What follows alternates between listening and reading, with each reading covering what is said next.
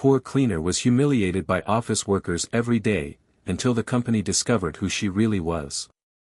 Rain hammered against the glass walls of the towering corporate building. Inside the marble lobby, employees in expensive suits rushed toward the elevators with coffee cups and laptops in hand. And in the middle of that polished floor, a woman in a faded blue cleaner's uniform knelt quietly with a mop. Her name was Clara. 42 years old. Soft-spoken. Invisible. Or at least, that's how everyone treated her. "Hey! Cleaner!" A sharp voice echoed through the lobby. Clara quickly looked up. Melissa Hartley, the company's senior executive, stood near the reception desk wearing high heels and a designer coat worth more than Clara earned in 6 months. The entire lobby became silent. Melissa pointed at a small coffee stain near Clara's cart. "You missed a spot." Clara immediately walked over. "I'm sorry, ma'am. I'll clean it right away." But before Clara could kneel down, Melissa suddenly grabbed the coffee from an assistant's hand and poured it directly onto the freshly cleaned floor. Gasps filled the lobby. Employees stopped walking. Some laughed nervously. Others pulled out their phones. Melissa folded her arms. "There. Now do your job properly." The humiliation burned through the room like fire. Clara slowly lowered herself to her knees. Not a single complaint escaped her lips. Not one. And that's when something strange happened. An elderly man sitting quietly in the corner of the lobby looked up from his newspaper. His eyes stayed fixed on Clara. Watching carefully. Almost like he recognized her. But nobody noticed him. Not yet. And nobody in that building could imagine that within weeks, the entire company would be shaken by a truth so shocking it would destroy careers overnight. A truth connected to the quiet cleaner everyone ignored every single day. Clara lived in a tiny apartment on the edge of the city. The ceiling leaked when it rained. The heater barely worked. Every night, after cleaning offices for 12 exhausting hours, she returned home carrying grocery bags and medicine. Not for herself. For her son. 8-year-old Noah sat at the kitchen table wrapped in a blanket, coughing softly while trying to finish his homework. "Mom," he asked quietly, "did you eat today?" Clara smiled even though she hadn't. "Of course I did." "Lie." Noah looked unconvinced. Clara quickly changed the subject. "Did you take your medicine?" He nodded. But the truth was painful. Noah had a chronic heart condition. The surgery he needed was expensive. Far beyond Clara's reach. Every paycheck disappeared into rent, medication, hospital bills, and bus fare.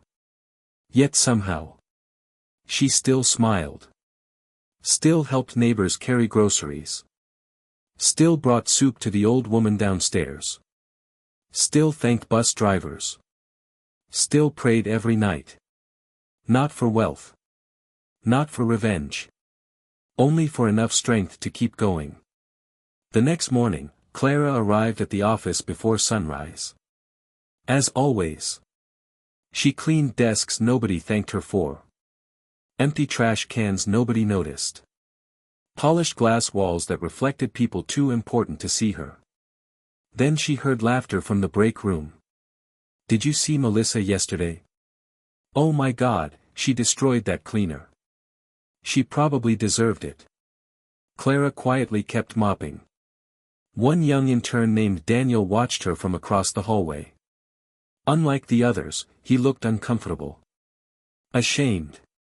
Later that afternoon, Daniel approached her carefully. "Ma'am. I just wanted to say, what happened yesterday wasn't right."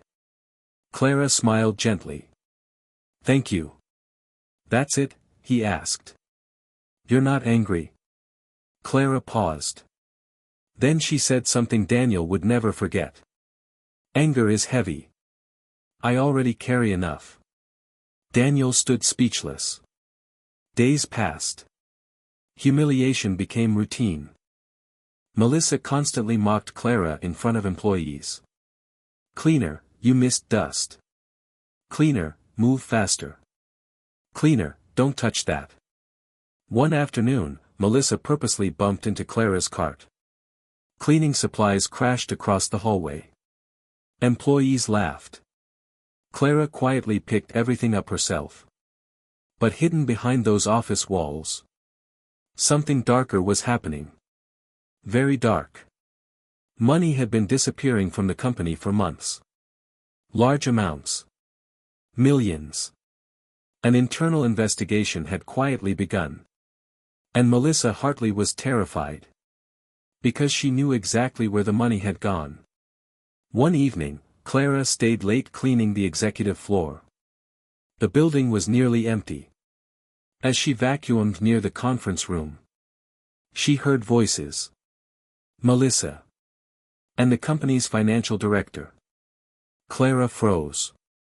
"We can't let the auditors find those transfers," the director whispered. Melissa slammed documents onto the table. "Then erase them. What about the backup records? We blame someone else." Clara's heart pounded. Suddenly, the conference room door opened. Melissa stepped out. Her eyes locked onto Clara instantly. Silence. Cold. Dangerous silence. "How long have you been standing there?" Melissa asked slowly. Clara swallowed. "I just came to clean." Melissa stepped closer. "You cleaners should learn not to listen to conversations above your level." Clara lowered her eyes. "I understand." But Melissa didn't believe her. And from that moment on, Clara became a threat. The next morning, security guards stopped Clara at the entrance. Employees gathered around. Whispers spread instantly. What happened? Was she stealing? A security officer opened Clara's bag. And suddenly, an envelope filled with company cash appeared inside. The crowd gasped. Melissa stepped forward dramatically. "This is unbelievable," she said loudly. Clara looked stunned. "I didn't put that there." Melissa shook her head with fake disappointment. "I defended you for so long. It was a lie. But people believed it. Because rich people are often believed faster than poor people." Noah's medicine slipped from Clara's shaking hands and shattered on the floor. Tears filled her eyes. Not because of the accusation. Because she couldn't afford more medicine. Security escorted her out of the building while employees watched silently. Some recorded videos. Some whispered cruel things. But one person didn't move. The elderly man from the lobby. Again, he watched everything. Carefully. Quietly. And this time, he made a phone call. That night, Clara sat beside Noah's bed in darkness.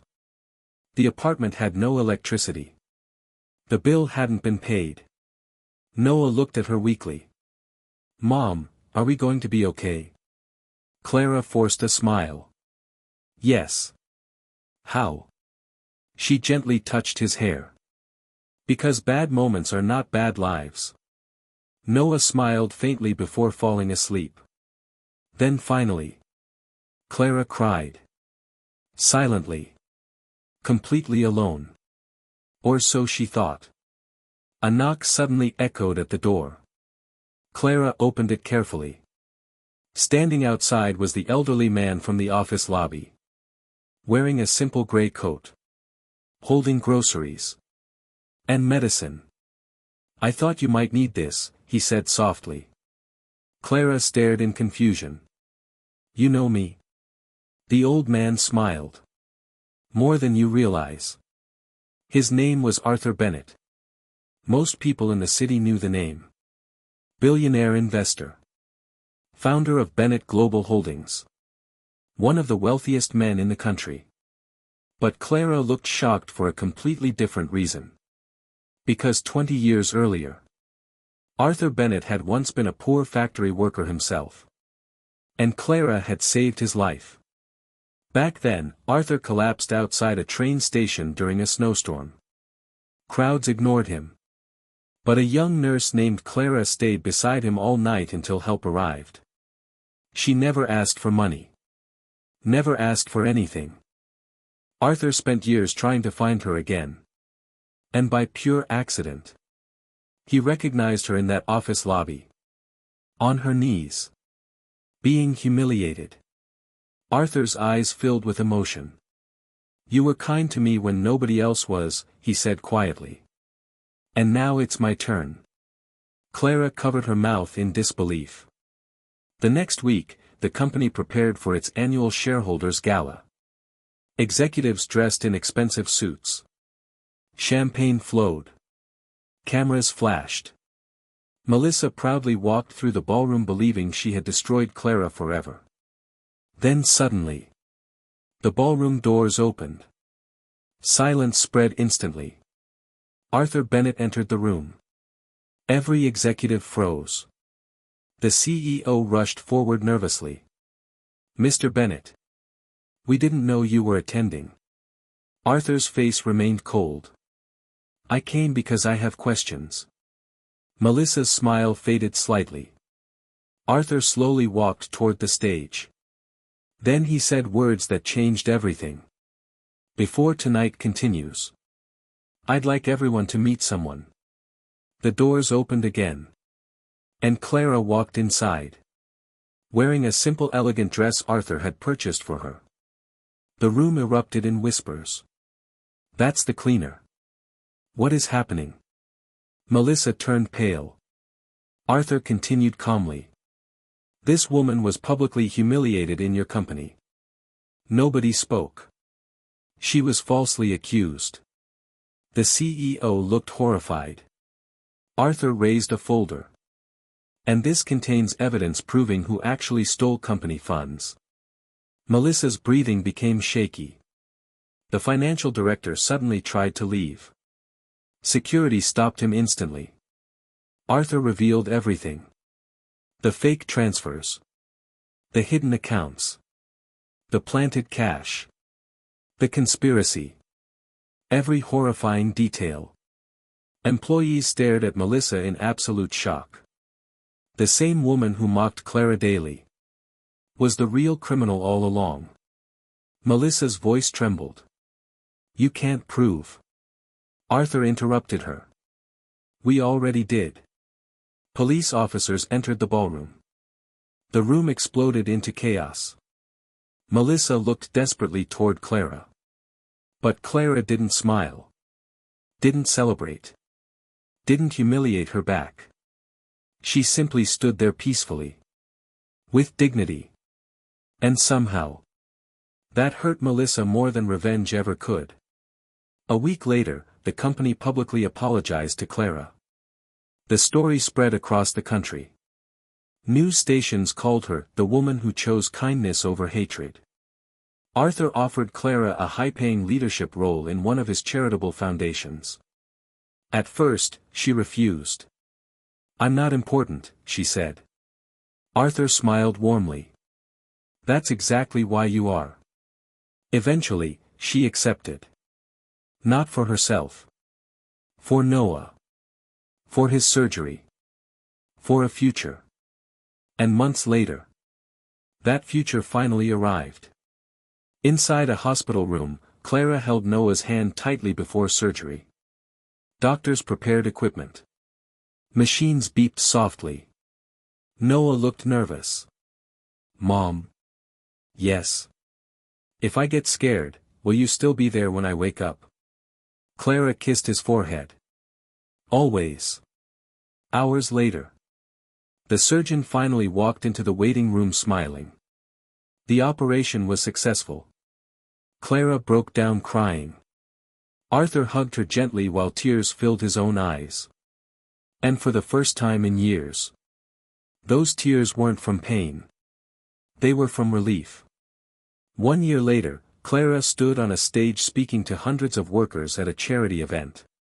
Janitors. Cleaners. Security guards. People society often ignored.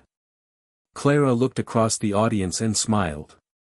There is dignity in honest work, she said softly. Never believe your value depends on how others treat you. The room stood in applause. In the front row, Noah clapped the loudest. Healthy. Happy. Alive. And as Clara looked at her son smiling proudly at her, she realized something beautiful.